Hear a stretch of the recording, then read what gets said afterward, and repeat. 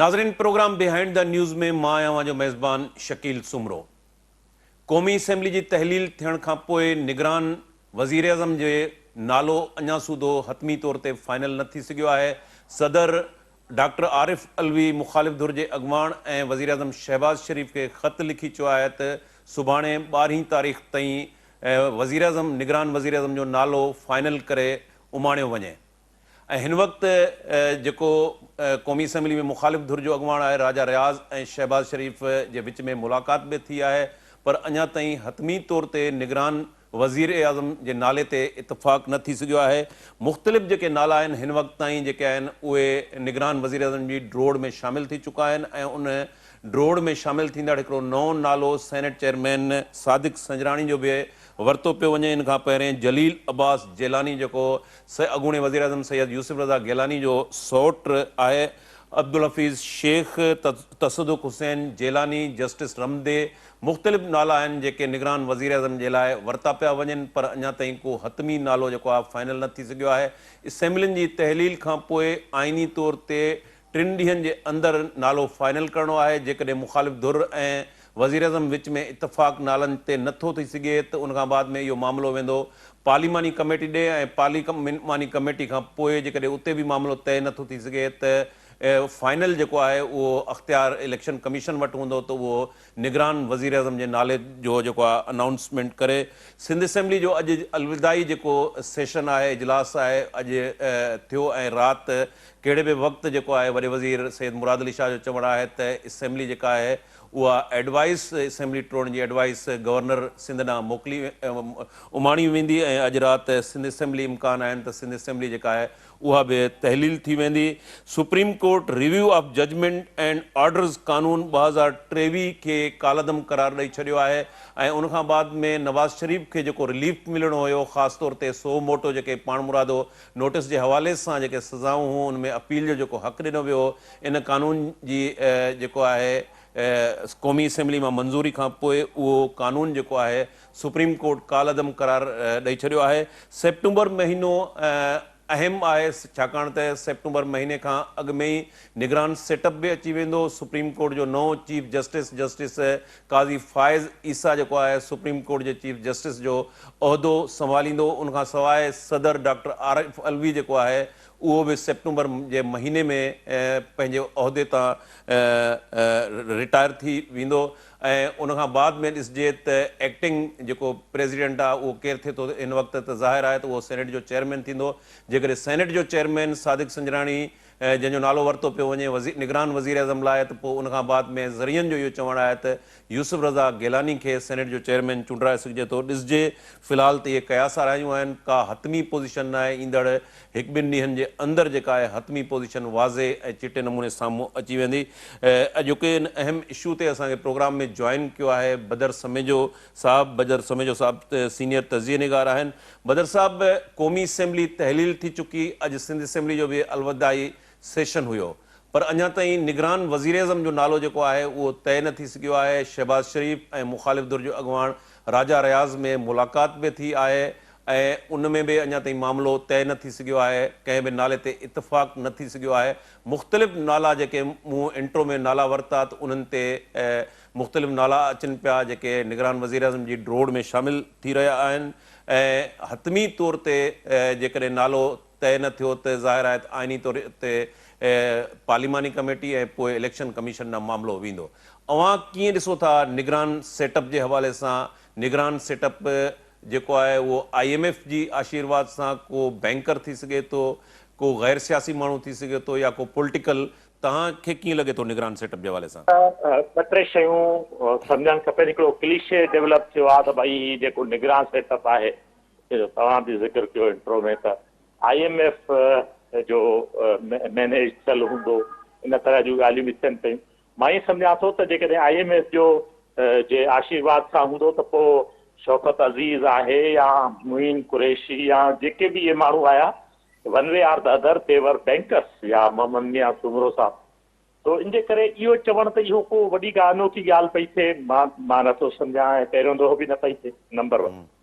ॿियो, एतिरी देरि तमामु घणी डिस्कशन जे हितां आई आहे त भई आख़िर एतिरी देरि छो पई थिए निगरान वज़ीर आज़म जी चूंड में। मां ईअं सम्झां थो त उन देर जो वॾे में वॾो रीज़न इहो आहे त हिकिड़ो अहिड़ो माण्हू जेको 3 महीननि लाइ न बल्कि हिकिड़े घणे अरसे लाइ हिकिड़ी जॻह ते जॾहिं तव्हां विहारण वञो था त पोइ तव्हांखे डेफिनेटली उनजी चूंड में वधीक वक़्तु लॻे थो। ऐं हीउ जेको ताज़ा नाला आया आहिनि जीअं मिसाल चेयरमैन सेनेट जी तव्हां ॻाल्हि था कयो, ॾिसो चेयरमैन सेनेट जी राइज़ जेकी आहे उहा असांजे साम्हूं आहे, काफ़ी पुराणी ॻाल्हि कोन्हे। हिकिड़ो माण्हू बलुस्तान खां हिकिड़े नंढे सूबे खां ऐं उहो जंहिं अंदाज़ सां हुन राइज़ कयो आहे, ॾिसो कीअं हुनखे हिकिड़े वक़्त में हिकिड़ी धुर अॻिते कयो, वरी पोइ उहो जंहिं वक़्तु ॿी धुर मंज़ूर नज़र थी 2018 में, त वरी उन्हनि बि उनखे ई प्रमोट कयो। ऐं छो कयो? कंहिंजे नाले ते यकीनन कंहिं न कंहिं सपोर्ट सां, कंहिंजे न कंहिंजे चवण ते उहे प्रमोट थियो। या ॿी ॻाल्हि आहे त हाणे उहे उनजे चवण वारनि जे हवाले सां उन्हनि जा कुझु राया बदिलिया आहिनि। बाक़ी हींअर बि जेको मां ईअं सम्झां थो त सादिक संजराणी, हाणे केरु वज़ीर आज़म थिए थो उहो हिकिड़ो अलॻि सुवालु आहे, पर मां ईअं सम्झां थो त सादिक संजराणी जो जीअं ई नालो मथे आयो आहे त अक्सर माण्हुनि जी मुंहिंजे ख़्याल में इहा राय जुड़ी हूंदी त शायदि ही फाइनल थींदो। ऐं छाकाणि जो ॾिघे अरसे लाइ जेकॾहिं कंहिंखे इक़्तिदार हवाले करिणो आहे त पोइ उनजे लाइ लाज़िम इहो आहे त पंहिंजे एतमाद वारो माण्हू हुजे। ऐं पंहिंजे एतमाद में मुंहिंजी मुराद जंहिंजो एतमाद ज़रूरी आहे उनजो एतमाद हुजणु खपे। सो इहो ज़ाहिर थिए थो त सादिक संजराणी काफ़ी मज़बूत उम्मीदवार आहे ऐं इन में IMF या ॿियो मामला न आहिनि। ही उन्हनि जो मंज़ूर नज़र वधीक नज़र अचे थो जंहिंजो मंज़ूर नज़र हुजणु पाकिस्तान इक़्तिदार लाइ ज़रूरी आहे। जी साईं। बदर साहब, नवाज़ शरीफ़ जी वतन वापसी असां ॾिठो त इतिहादी हुकूमत जा जेके 16 महीना हुया उनमें मुमकिन न थी सघी। तव्हां ईंदड़ वक़्त में जावेद हनीफ़ जेको नवाज़ लीग जो अॻुवाण आहे, अॼु हुन स्टेटमेंट ॾिनी आहे त सेप्टेंबर में नवाज़ शरीफ़ वतन वापसी जा इम्कान आहिनि। मुख़्तलिफ़ वक़्तनि ते नवाज़ शरीफ़ जी वतन वापसी जे हवाले सां जेके आहिनि अॻुवाण ॻाल्हियूं कंदा रहिया आहिनि, पर हिन वक़्त ताईं उहो मुमकिन न थी सघियो आहे। Supreme court review of judgment and orders कानून 2023 जेको आहे उहो कालअदम करार ॾेई छॾियो आहे। उनखां पोइ अवां सम्झो था त फौरी तौर ते ईंदड़ जीअं सेप्टेंबर महीने जी ॻाल्हि कई पई वञे, नवाज़ शरीफ़ जी वतन वापसी जा इम्कान आहिनि, या नवाज़ शरीफ़ या मुस्लिम लीग नून जी जेका लीडरशिप आहे उहा इंतज़ारु कंदी त सुप्रीम कोर्ट में ही चीफ जस्टिस तब्दील थिए, नओं चीफ जस्टिस अचे, प्रेसिडेंट बि तब्दील थिए ऐं पोइ उन टाइम जे लाइ जेको आहे उहो इंतज़ारु कयो पियो वञे। अव्हांखे कीअं लॻे थो नवाज़ शरीफ़ जी वतन वापसी जे हवाले सां? जेको सुप्रीम कोर्ट जी जेकी जजमेंट आहे उन में हिकिड़ो अखर वाज़े लिखियलु आहे त सुप्रीम कोर्ट जी इहा ज़िमेदारी आहे त हर उहो अमल, भले उहो पार्लियामेंट बि छो न हिकिड़ो एक्ट पास करे, पर जेकॾहिं it is repugnant to the constitution त पोइ सुप्रीम कोर्ट खे इहो हक़ हासिल आहे त उहा उनखे नल एंड वाइड करे सघे थी। हिन बि जजमेंट में नल एंड वाइड जो अखर इस्तेमालु कयो आहे। बुनियादी तरह सां हिकिड़ी ॻाल्हि ई आहे त भई कॉन्स्टिट्यूशन रेपुगनेंट न हुजे, उनजे अगेंस्ट न हुजे, उनजे रूह जे अगेंस्ट न हुजे। ॿियो इहो आहे त जेकॾहिं को जज का वर्डिक्ट ॾिए थो उन जे अगेंस्ट उहो नथो वञी सघे। मिसाल हुनजी वर्डिक्ट ॾिनल आहे, वरी तव्हां हुन वटि रिव्यू पटिशन में वञो, उहो छा पंहिंजी वर्डिक्ट जे अगेंस्ट वर्डिक्ट त न ॾींदो न।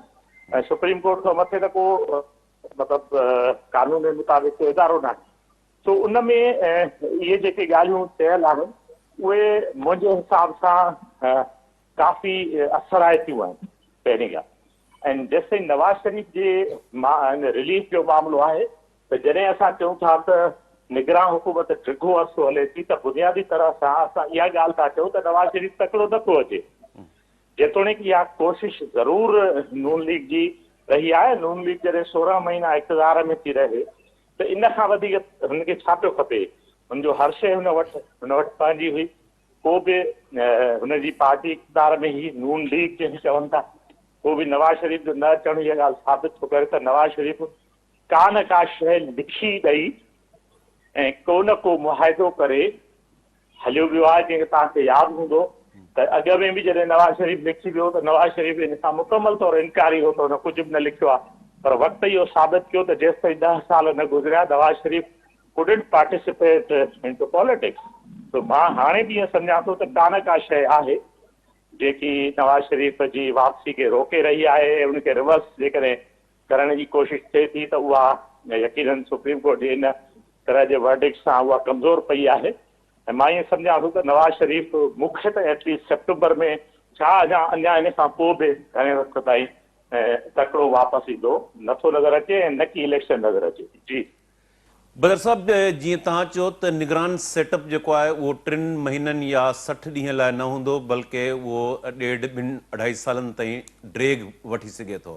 जेकॾहिं निगरान सेटअप में उनखे ड्रेग थिए थी त तव्हां कीअं था सम्झो, ख़ासि तौर ते स्पेशली नवाज़ लीग जी जेका पॉपुलरिटी हिन खां पहिरें हुई 16 महीननि जे इक़्तिदार खां अॻु में, जॾहिं नवाज़ शरीफ़ जो नैरेटिव हो त 2.5 सालनि में तव्हां सम्झो था त नवाज़ लीग जी उहा पॉपुलरिटी खे जेको थोरो घणो बचियल आहे उनखे वधीक पॉलिटिकली नुक़सान न थींदो? मां चाहियां थो त मामिलो नवाज़ शरीफ़ खां जो रुॻो न आहे, खोड़नि नैरेटिव्स खे छियो रसी सघे थो, खोड़नि नैरेटिव्स खे छियो रसी सघे थो। उन में PTI जो नैरेटिव बि शामिल आहे। ऐं जेको ही मामिलो आहे ही 2-2.5 साल आई डोंट नो त उनखे तव्हां चई सघो था नथा, पर एटलीस्ट 90 ॾींहंनि जो न आहे।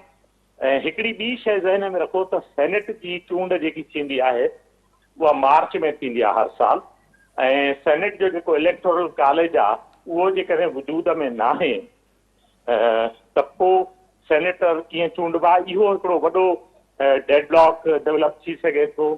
इन जी एप्रीहेंशन्स आहिनि त छा सेनेट बि डिसकंटिन्यू कंदी, सो इहो हिकिड़ो वॾो सुवालु आहे। हिकिड़ो यकीनन इन ते ज़रूरु ज़हन सोचींदा हूंदा त छा उहो दौरु मोटे पियो जंहिं दौर में न सेनेट न नेशनल असेंबली हूंदी न सूबाई असेंबली हूंदी, ऐं सभु शइ जेकी आहे उहा निगरान हवाले सां हूंदी। ऐं पाकिस्तान जी जेकी बुनियादी तरह सां वॾे में वॾो जेको मामिलो आहे उहो पाकिस्तान जी एलिंग इकोनॉमी आहे, जेकी बीमार मईशत आहे। असल में बीमार मईशत खे ॿीहर पंहिंजे पेरनि ते बीहण लाइ त जीअं को अहिड़ो नओं सिखियो वरी न अची हिन खे मुंहं में लॻे जेको हणी इकोनॉमी जो बेड़ो ॿोड़े छॾे। सो इन तरह जी कोशिशि हले पई त कहिड़े बि नमूने रिवाइव कजे, पाकिस्तान जी इकोनॉमी खे बहितर कजे, हुनखे पंहिंजे पेरनि ते बीहारिजे त जीअं पाकिस्तान हिकु दफ़ो ॿीहर कुझु न कुझु पाकिस्तान जे आम माण्हू खे रिलीफ मिले। सो पहिरियों दफ़ो ईअं महसूसु थिए थो त हालांकि हर जमहूरी सोच रखंदड़ माण्हू खे इहो चवणु खपे त इलेक्शन थिए, पर हिन वक़्तु जेकी पोज़ीशन आहे सो मूंखे ईअं महसूसु थिए थो त शायदि सभ खां वॾी कोशिशि इहा हूंदी त ॿियनि सॼनि शयुनि खे पासीरो रखी पाकिस्तान जी मईशत खे रिवाइव कयो वञे। जी बदर साहब, इकोनॉमी मैशियत जेका आहे उनजी रिवाइव थियण जी ॻाल्हि कई पई वञे। इन क़िस्म जा तजुर्बा माज़ी में बि थी चुका आहिनि, पर जेको डेमोक्रेटिक सिस्टम आहे उनखे अहिड़नि तजुर्बनि सां वधीक छेहो रसियो आहे ऐं उहा इकोनॉमी जेका आहे उहा बि सस्टेन न थी सघी आहे।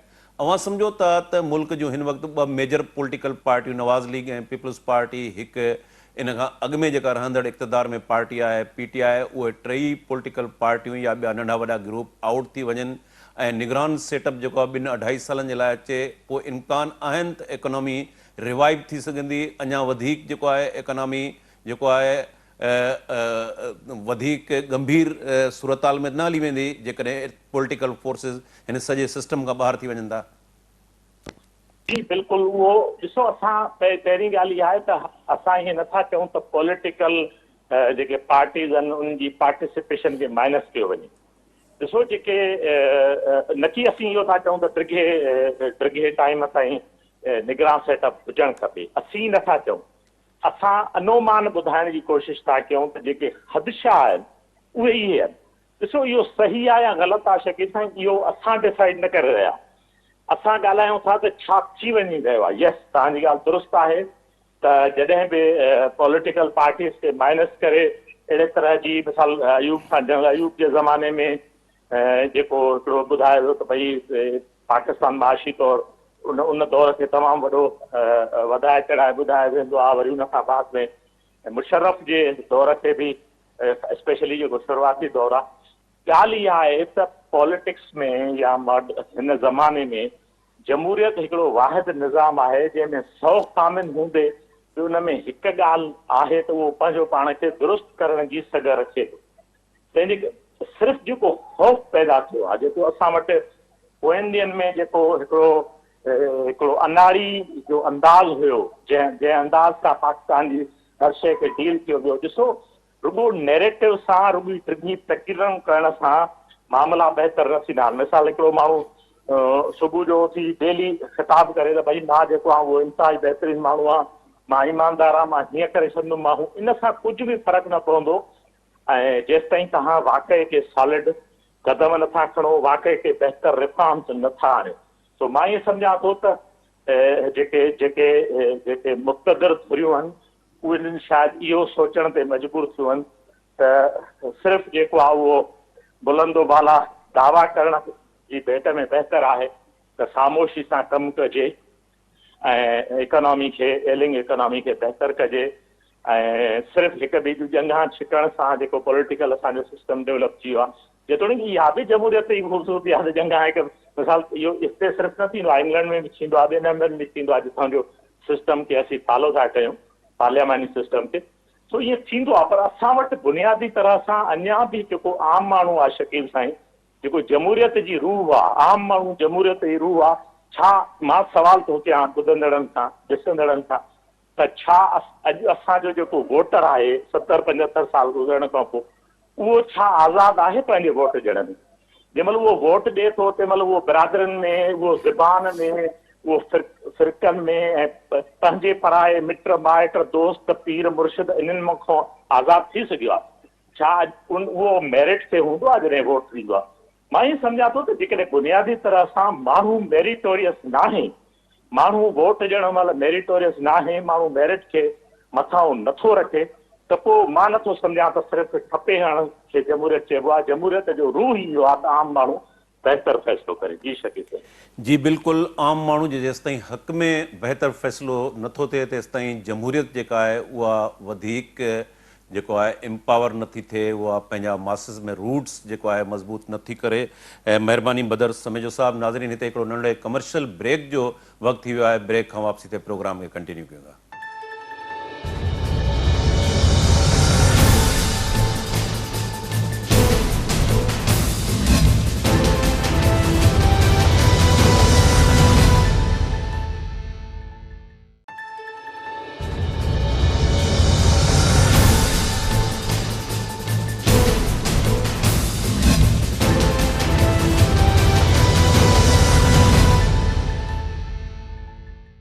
वेलकम बैक नाज़रीन। प्रोग्राम में असांखे बलोचिस्तान कोयटा मां सीनियर सहाफ़ी ऐं सीनियर तज़िये निगार जावेद नांगा साहब जॉइन कियो आहे। असां प्रोग्राम में खेसि भलीकार चऊं था।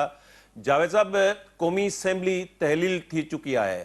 निगरान वज़ीर आज़म जे लाइ राजा जेको मुखालिफ़ धुर जो अॻुवाण आहे राजा रियाज़ ऐं शहबाज़ शरीफ़ में मुलाक़ात थी आहे, पर अञा ताईं हतमी तौर ते निगरान वज़ीर आज़म जे नाले ते इतफ़ाक़ न थी सघियो आहे। सदर डॉक्टर आरिफ अलवी शहबाज़ शरीफ़ ऐं मुखालिफ़ धुर जे अॻुवाण खे ख़त लिखी चयो आहे त सुभाणे 12 तारीख़ ताईं निगरान वज़ीर आज़म जो नालो जेको आहे उहो उमाणियो वञे। अव्हांखे कीअं लॻे थो त जेका हीअ देरि थी रही आहे, छा आइनी तौर ते मामिलो जॾहिं मुखालिफ़ धुर ऐं वज़ीर आज़म जे विच में तय नथो थिए त पोइ पार्लिमानी कमेटी ॾे वेंदो, उते बि तय नथो थिए इलेक्शन कमीशन वटि वेंदो? अव्हांखे कीअं लॻे थो त मामला तय थी वेंदा या इलेक्शन कमीशन वटि मामिलो हलियो वेंदो? मुंहिंजे ख़्याल में मामला काफ़ी अॻु में डिस्कस थिया आहिनि, पर जेको आहे हिन में डेडलॉक आहे उहो अञा ताईं लॻे थो राजा रियाज़ ऐं जेको वज़ीर आज़म आहे उन्हनि जे विच में त नथो लॻे थो त जेके ताक़तवर धुरियूं सगारियूं धुरियूं आहिनि उन्हनि जी बि का उन में ख़्वाहिश आहे अहिड़े क़िस्म जी, ऐं अहिड़ियूं ख़बरूं ऐं तजिया बि जेके फ्लोट थींदा रहिया। एस्टेब्लिशमेंट कंहिं टेक्नोक्रेट खे मईशतदान खे चाहे थी त उहो मुल्क जो निगरान वज़ीर आज़म थिए, जॾहिं त जेके पॉलिटिकल पार्टीज़ आहिनि उन्हनि जी कोशिशि इहा आहे त को पॉलिटिशियन हुजे जेको जेकॾहिं प्रोलॉन्ग थिए थो पंहिंजो निगरान सेटअप, त अहिड़ी का शख्सियत हुजे जेका प्रेशर बि सस्टेन करे सघे ऐं का बि अहिड़ी फरमाइश जेका आहे उहो पूरी न करे जेका सिस्टम खे डीरेल करण में या जेको आहे सो आइन जी ख़िलाफ़ वर्जी हुजे या इलेक्शन कहिड़े बि नमूने सां डिले थी वञनि त इहो कंसेंसस मुंहिंजे ख़्याल में पॉलिटिकल पार्टीज़ डेवलप करे छॾियो ऐं प्राइम फेशाई जेकॾहिं हींअर ताईं 1.5 लाख बरक़रार आहे त इहो अपोज़िशन लीडर ऐं वज़ीर आज़म जे विच में न आहे। मुंहिंजे ख़्याल में जेको पसे पर्दा ॻाल्हियूं थियनि पियूं उन ते आहे ऐं उन मामले में ॾिसूं हाणे केरु थो प्रिवेल करे ऐं जेकॾहिं वाक़िअतनि सुभाणे ताईं न थियो त उहो कमेटी खां पोइ इलेक्शन कमीशन न हलियो वियो ऐं जेकॾहिं आख़िर में इलेक्शन कमीशन न हलियो वियो त पोइ यकीननि सम्झो त पोइ टेक्नोक्रेटिक जेका शख़्सियत हूंदी उहा ई प्रिवेल कंदी ऐं पॉलिटिकल पार्टीज़ जेका ख़्वाहिश हूंदी को पॉलिटिकल वज़ीर आज़म जेको प्रेशर सस्टेन करे उहो शायदि न अची सघंदो ऐं इन ते ई आहे ॿियो त हाणे कुझु नथो लॻे को अहिड़ा मामला आहिनि को निगरान जेको बि हूंदो उनजो कमु त मैंडेट जेका आहे उहा वेरी मच क्लियर आहे ऐं असल ॻाल्हि इहा आहे त सेंसस ऐं उन नतीजनि डीलिमिटेशन जे करे जेका देरि थिए थी उन में ॿिन्ही धुरियुनि जा जेके शक आहिनि उहे ऐं ॿिन्ही धुरियुनि जो जेको पंहिंजो बैलेंस आहे उहो बरक़रार रखण जी जंग आहे ऐं उहा मुंहिंजे ख़्याल में 11th आवर ताईं आख़िरी कलाक ताईं उहा जारी रहंदी। बहरहाल इहो मामिलो जेको आहे 2-3 ॾींहंनि में तइ थी वञणु घुरिजे। जावेद, सेनेट चेयरमैन सादिक संजराणी जो नालो जेको आहे उहो बि निगरान वज़ीर आज़म जी ड्रोड़ में शामिल थी चुको आहे। हुन मुलाक़ात कई आहे मौलाना फज़लुर रहमान सां। अव्हांखे कीअं लॻे थो सादिक संजराणी, छाकाणि त मुख़्तलिफ़ नाला अचनि था पिया, हतमी तौर ते त कंहिंजो नालो अञा ताईं फाइनल न थी सघियो आहे। सादिक संजराणी बलोचिस्तान मां जेकॾहिं अचे थो सेनेट जो चेयरमैन ऐं ज़ाहिर आहे त पसे पर्दा जेके इक़्तिदार धणी आहिनि उन्हनि जो बि ही शख़्सियत जेका आहे वधीक पसंदीदा आहे। अव्हांखे लॻे थो त सादिक संजराणी जा बि के इम्कान आहिनि या अव्हां सम्झो था त फाइनल वञी टेक्नोक्रेट ताईं इतफ़ाक़ वञी बीहंदो? ॾिसो ज़रूरु सादिक संजराणी जेको आहे हुन ड्रोड़ में शामिल आहे। थी सघे पॉलिटिकल पार्टीज़ जे जेके हुजे बैकअप माइंड में त जेकॾहिं इहा पोज़ीशन को पॉलिटिकल जेको माण्हू जेको ॿिन्ही वॾनि पार्टियुनि मां हुजे हुन मां को चेयरमैन तौरु सेनेट जे आणे सघिजे थो। उनमें यूसुफ रज़ा गिलानी जो नालो बि जेको आहे उहो क़ाइमु थींदो रहियो आहे। पर हाणे हिन में हिकिड़ी ॻाल्हि जेकॾहिं जेको पहिरें सुवाल जे जवाब में मूं चयो जेकॾहिं टेक्नोक्रेटिक ई माण्हू ते आहे या शइ बीठी आहे ऐं अॻिते नथी वधे ऐं हिकिड़े सम्झो 1.5 लाख आहे त पोइ सादिक संजराणी जो नालो अचण सां ई सम्झो तव्हां उहो 1.5 लाख ख़तमु थी वियो। याने पोइ जेको हू पासो आहे एस्टेब्लिशमेंट जो या सरकारी धुरियुनि जो उहो प्रीवेल कंदो।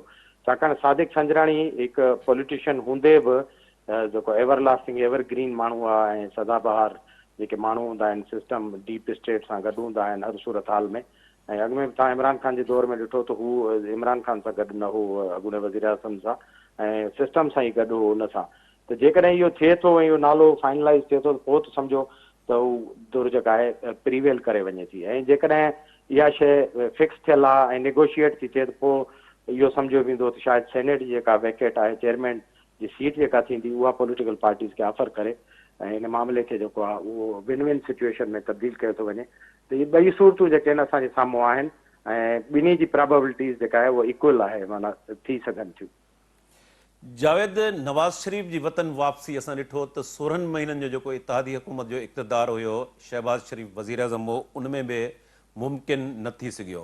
ऐं हाणे supreme court review of judgment and orders कानून जेको 2023 आहे क़ौमी असेंबली मंज़ूर कयो, उनखे कालादम करार ॾेई छॾियो आहे त उनमें चांस हुयो त नवाज़ शरीफ़ खे अपील जो हक़ मिली सघे थो, छाकाणि त पाण मुरादो नोटिस जे हवाले सां जेका सज़ाऊं आहिनि उनमें अपील जे हक़ जी सूरत में इम्कान हुयो त नवाज़ शरीफ़ खे रिलीफ मिली सघे थो ऐं वतन वापसि अची सघे थो।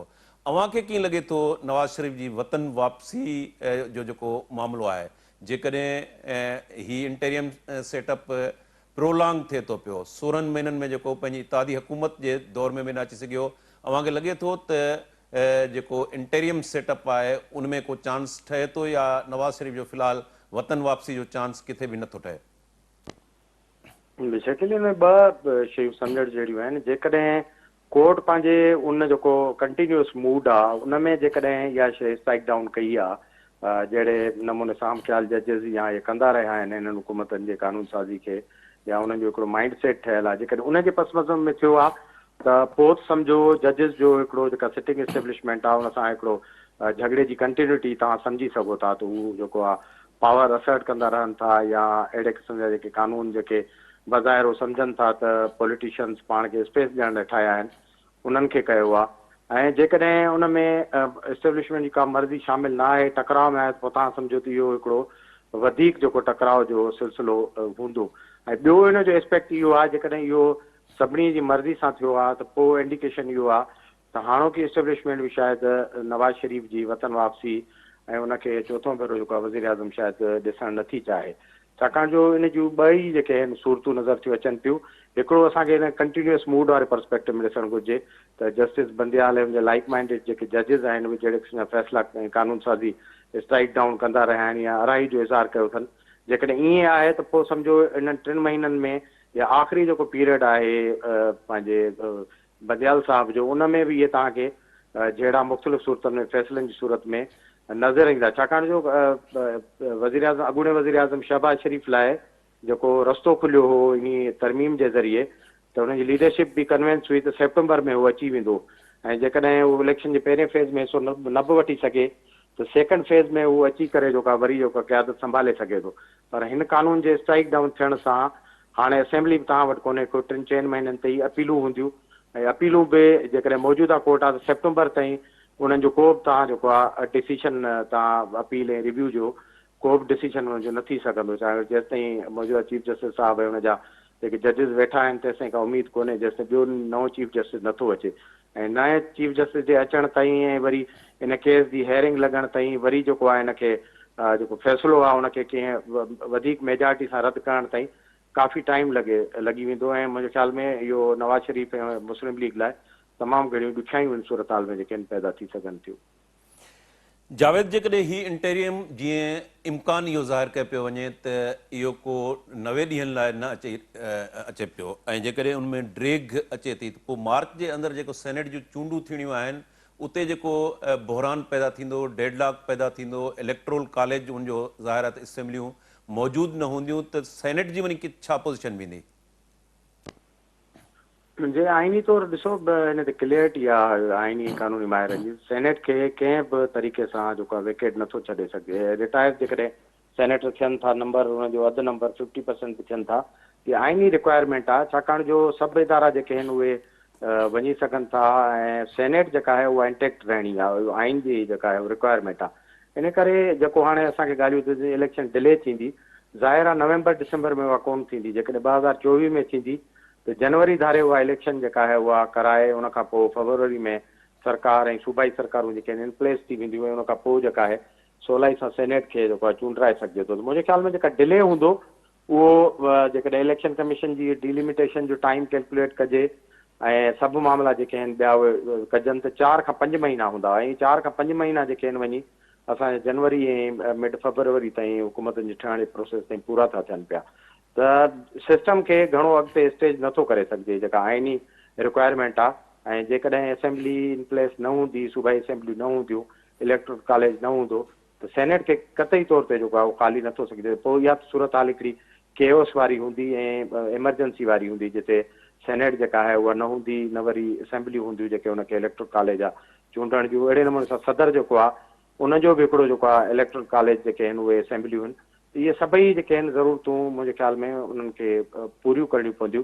थोरे सदर लाइ हिकिड़ो प्रोविजन आहे त सेनेट जो जेको चेयरमैन आहे उहो इलेक्शन जे नए सदर जे चूंड जे मुदे ताईं उहो निगरान सदर क़ाइमु मक़ाम थी सघे थो, पर सेनेट जी सूरत में इहा का बि गुंजाइश कान्हे। इन करे मार्च खां अॻु में तव्हांखे सॼो सिस्टम जेको आहे इन प्लेस करणो पवंदो, उन लाइ चाहे छा बि करणो पए, केॾी बि इंजीनियरिंग करणी पए।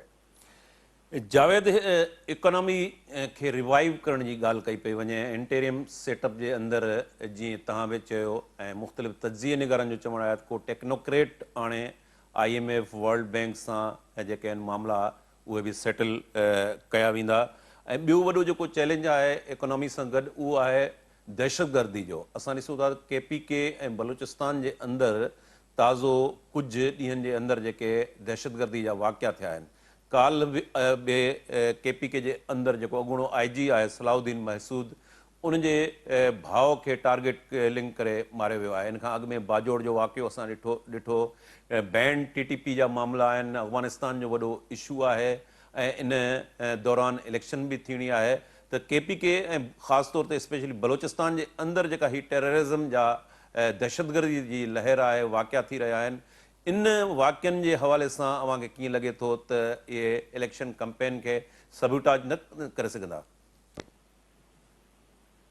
बिल्कुलु, टेररिज़म जी जेका वेव आहे उहा त हमेशह सबूताज कंदी आहे। 2018 जी इलेक्शन जेका आहे उनजो हिकिड़ो ज़बरदस्त क़िस्म जो मिसाल आहे, जंहिंमें जेके 2-3 पार्टियूं त उहे तमामु घणियूं हैंडीकेप थी वियूं ऐं ऑलमोस्ट उन्हनि पंहिंजी जेका इलेक्शन कैंपेन हुई उहा बि बंदि करे छॾी, ख़ासि करे पीपुल्स पार्टी ऐं ANP ऐं जहिड़ा ॿिया जेके प्रोग्रेस या पाकिस्तान में कुझु जेके नेशनलिस्ट ग्रुप हुआ उहे ज़ेर अताब हुआ, इन करे उन्हनि त कैंपेन बि न कई। वर्स्ट सिचुएशन आहे जेकॾहिं ईअं वरी थिए थो। बाक़ी जेको सवाल आहे त टेक्नोक्रेट हूंदो, पॉलिसीज़ खे कीअं जेको आहे कैरी ऑन कंदो, मुंहिंजे ख़्याल में इंटीरियम जेका गवर्नमेंट आहे उनखे त न दुनिया ई संजीदा सम्झंदी आहे, न वरी मुल्क में ई उनखे का अहिड़ी जेका आहे हुकूमत सम्झो वेंदो आहे जंहिं ते ज़िम्मेवारी जो भार हुजे, या ऑलमोस्ट सिस्टम ऐं इदारा हूंदा आहिनि सॼी दुनिया में, ब्यूरोक्रेसी हूंदी आहे, मिनिस्ट्रीज़ हूंदियूं आहिनि जिते ऑटोमेशन जो सिस्टम आहे, पॉलिसीज़ रन कंदियूं आहिनि, ब्यूरोक्रेट ई हूंदा आहिनि जेके एंगेज थींदा आहिनि, ऐं फॉरेन मिनिस्ट्री आहे उहा उन में जेका ब्यूरोक्रेसी आहे उहो फॉरेन फ्रंट ते पंहिंजो कमु कंदी रही आहे। ईअं इकोनॉमिक जेका